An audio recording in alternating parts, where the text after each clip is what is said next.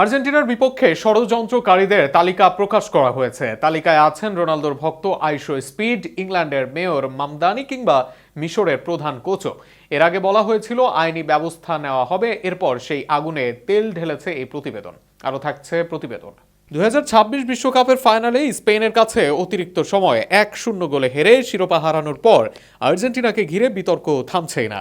এবার দেশটির জনপ্রিয় টেলিভিশন অনুষ্ঠান তোদো নোতিসিয়াস একটি আলোচিত প্রতিবেদন প্রকাশ করে দাবি করেছে, পুরো বিশ্বকাপ জুড়ে আর্জেন্টিনার বিরুদ্ধে বিভিন্ন ব্যক্তি পরিকল্পিতভাবে নেতিবাচক প্রচারণা চালিয়েছেন।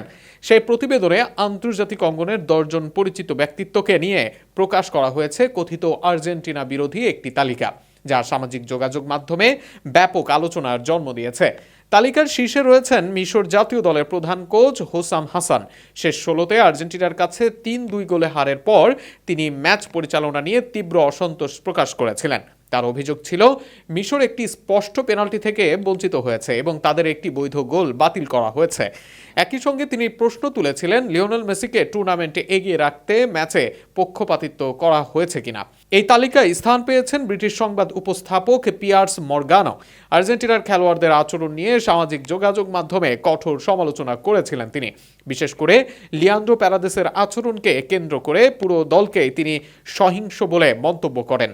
তবে তোদো নোতিসিয়াস এর উপস্থাপক সেই মন্তব্যের কড়া সমালোচনা করে এটিকে ভিত্তিহীন আক্রমণ হিসেবে উল্লেখ করেন।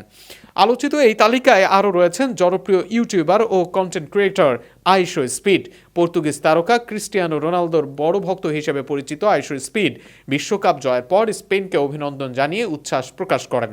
পাশাপাশি বিভিন্ন সময় আর্জেন্টিনার সমর্থকদের সঙ্গে তার অনলাইন বাগ বিতণ্ডাও আলোচনায় আসে। এসব কারণেই তাকে কথিত আর্জেন্টিনা বিরোধী ব্যক্তিদের তালিকায় রাখা হয়েছে। এছাড়া হলিউড অভিনেতা স্যামুয়েল এল জ্যাকসন, নিউ ইয়র্কের মেয়র জোহরান মামদানি, মেক্সিকোর প্রেসিডেন্ট ক্লাউদিয়া শেইনবাউম, স্প্যানিশ সঙ্গীত শিল্পী রোজালিয়া এবং চিলির অভিনেতা পেদ্রো পাসকালের নামও প্রতিবেদনে উল্লেখ করা হয়েছে, যদিও তাদের প্রত্যেকের বিরুদ্ধে সুনির্দিষ্ট অভিযোগের বিস্তারিত ব্যাখ্যা দেওয়া হয়নি। তোদো নোতিসিয়াস এর প্রতিবেদন প্রকাশের পর আর্জেন্টিনার সমর্থকদের একাংশ এটিকে দেশের বিরুদ্ধে দীর্ঘদিনের অপপ্রচারের প্রমাণ হিসেবে দেখছেন। অন্যদিকে সমালোচকদের মতে ভিন্ন মত বা সমালোচনাকে ষড়যন্ত্র হিসেবে তুলে ধরা অতিরঞ্জিত ব্যাখ্যা ছাড়া আর কিছুই নয়। ফলে তালিকাটি নিয়ে বিশ্ব ফুটবল অঙ্গনে নতুন করে বিতর্কের সূচনা হয়েছে।